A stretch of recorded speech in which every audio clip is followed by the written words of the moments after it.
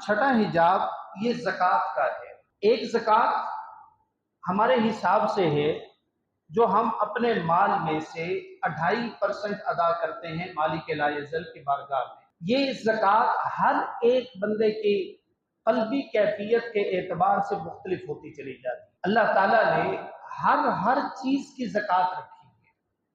ہر علم کی زکوٰۃ رکھی ہے، ہر کیفیت کی زکوٰۃ رکھی ہے، اور وہ بندہ جس منصب پر بذات خود ہو اس کی زکوٰۃ اسی منصب کے اعتبار سے بنتی ہے۔ شریعت کی بات میں نے پہلے عرض کر دی کہ شرعی طور پہ 2.5% ہی زکوٰۃ بنتی، لیکن کشف المحجوب میں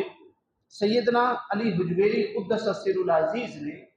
آپ نے ڈیٹیل کے ساتھ اس پر بات فرمائی اور فرمایا کہ ان اللہ فرض علیکم الزکاۃ جاہکم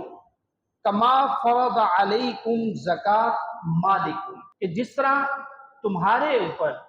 تمہارے مال کے حساب سے زکوٰۃ فرض ہے، اسی طرح تمہارے مرتبے کے اعتبار سے بھی تم پر زکوٰۃ فرض۔ تمہارے مرتبے کی بھی اپنی ایک زکوٰۃ ہے، تمہاری جاہ و حشمت کی بھی اپنی ایک زکوٰۃ ہے۔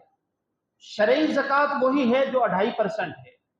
لیکن ہر ایک کے مرتبے کی بھی اپنی اپنی زکوٰۃ۔ اب فار ایگزامپل اللہ تعالیٰ نے کسی کو اچھا سرکاری منصب عطا کر دیا، اب اس منصب کی زکوٰۃ یہ ہے کہ یہاں پہ بیٹھ کے بندہ فرعون نہ بن جائے، اپنے آپ کو مطلق العنان نہ سمجھ لے، اپنے آپ کو طاقتور ترین شخص تصور نہ کر لے، بلکہ اپنے آپ کو رب ذوالجلال کا ایک عاجز بندہ تصور کرے اور مخلوق خدا کی خدمت میں اپنے آپ کو صرف کرے۔ یہ زکوٰۃ ہے جاہ کی۔ اور پھر فرمایا آقا کریم علیہ الصلوۃ والتسلیم نے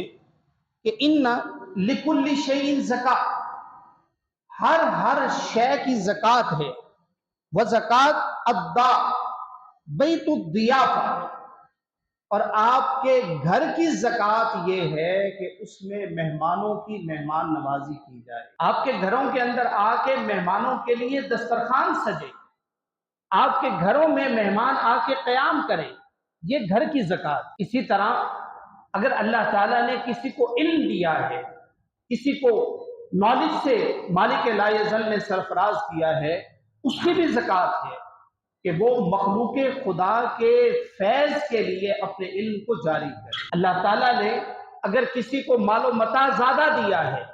تو اس کی زکوٰۃ سخاوت کے درجے پہ ہونی چاہیے، وہ اونچے والے درجے کے اوپر ہو، سخا کے درجے کے اوپر۔